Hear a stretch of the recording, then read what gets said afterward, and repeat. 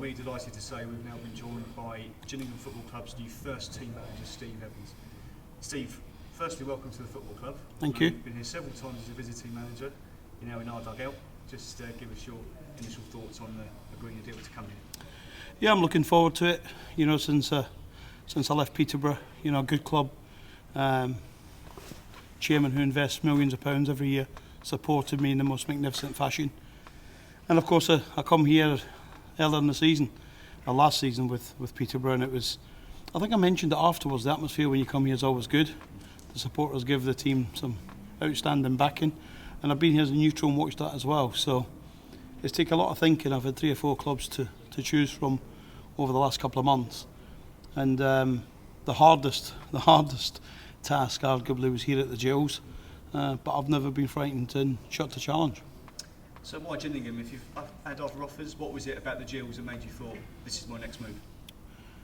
Well, I think when you look at it, when it's at successful times, you know, the best I've seen the stadium, and supporters will say it's nothing to other times, but the best I've seen it, I come here with a Rotherham United side, fighting for promotion from League 2, and Martin Allen, of course, was in charge of the Gills, and the atmosphere that day was electric. You know, I think there may have been, I'm guessing 8, 9, 10,000 in the stadium, but it sounded like 30,000 in the stadium. It was, and I thought if I could bring those days anywhere near for the football club again, it would be terrific. But we live in the real world. You know, there's not going to be any more resources than there was last year or perhaps the year before. So the challenge is a difficult one, but it's one that we're looking forward to. You touched on Peterborough. Obviously, that was your previous club. I know you've got nothing but good things to say about the club.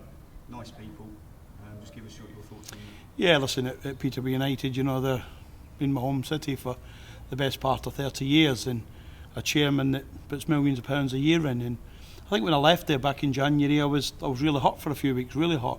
And but when you go away and that hot goes away, and you think logically, I think what the chairman said post me leaving was true. The home form, similar to Gills last season, wasn't good enough, and some of the performance was scratchy. And considering the investment you get in the team and the facilities, should ensure you're challenging for promotion. So only good things to say about them. And you know, apart from when the Gills play them next season up in my home city, I want them to be in the Championship. But it'd be great if it was the two of us.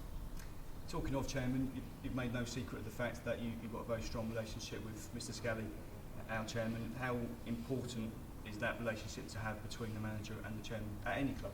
Well, I think Sir Alex Ferguson, he did. I know he told me once over a glass of wine that don't pick it by the fan base, your next club or any club, don't pick it by anything other than your chairman. And some managers have not heeded that. I think I've tried to heed that every time. You know, when I decided it was right to go to Peterborough United, it was because of Darren McAntony. When I went to Mansfield, it was John Radford and so on, Tony Stewart at Rotherham, Massimo Cellino at Leeds. You know, but always pick it by your chairman. I think I've adopted that many times. And of course, I've known the chairman here for many years, but from a distance. You know, I think people have seen me here earlier in the season were quickly trying to say that I'm putting 2 and 2 together, and it may now look like they've come up with 4, but I was actually looking at Thomas Hawley for a Championship club, so, and being asked to do an assessment and whether that person would be good enough. So it just transpires then that perhaps coming and watching those games led to conversations. But I'm delighted to be here. The opportunity is a big one, but the task is a big one too. It's your first day in the office today, as far as I'm aware. What are your initial priorities at this stage? What needs to be done first? Well, I've come in today to do you guys, to meet the media and the press and get this out of the way before I go away for a week with my family, which has been big for a long time. My mother, as we speak, is going through a big operation up in Glasgow, so my holiday may have to curtail and I may have to go up to Glasgow, where I was earlier this week and over the weekend. But all being well, Mum will come through that, and I'll go away for 4 or 5 days with the family, and work in earnest. I'll start on Monday the 3rd of June. So, but we're trying to give the players identifications to the chairman and Tom, the CEO, and letting them do some work when we're away. I think from everyone at the club, we hope Mum is okay. Talking of home form, we mentioned it earlier. The chairman said several times last season and in his report, he wants to make this place a fortress once again. You said yourself, when that rain event is bouncing, it's a very intimidating atmosphere for a visiting club, and you've been here as a visiting manager. I think it's incredible. There is a real resemblance between what I had at Peterborough and what Steve Lovell had here. You know, we broke club records at Peterborough United away from home, and we were scratchy at home. The performances were not as electric. Whether teams could adapt to our style of play better, made us come on to them more, there could be a whole list of reasons. But the chairman did speak about it, not only to publicly, but he spoke about it to me, Paul Scally, about what would be expected in terms of the home.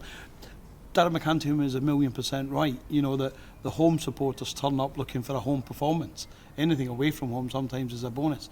And so I'll be doing my best to make sure that Priestfield becomes the fortress that it's been when the good days have been here. You know, Tony Pulis brought some fantastic times here. They're the days that we want to bring back.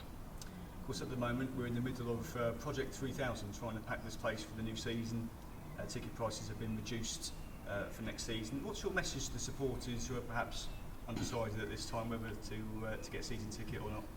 It's going to be a roller coaster. You know, we're going to improve the team for sure.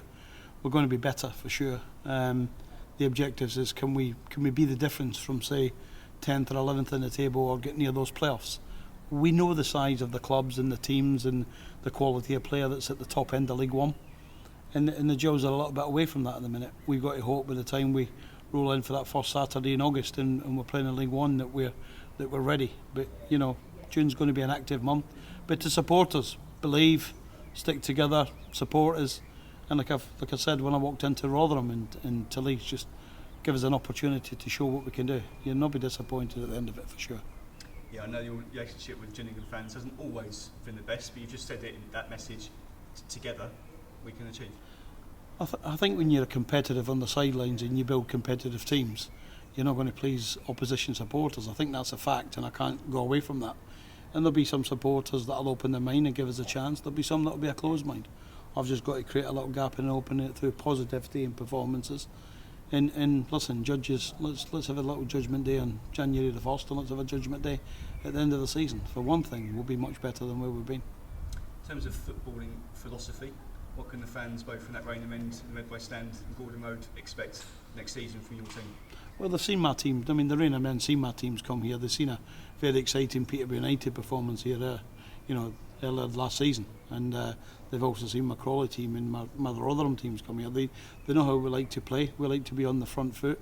We like when we can to play with two strikers. We like to get plenty of width in our team, and we like to work so hard. And you know, as many managers have called our teams over the years, relentless.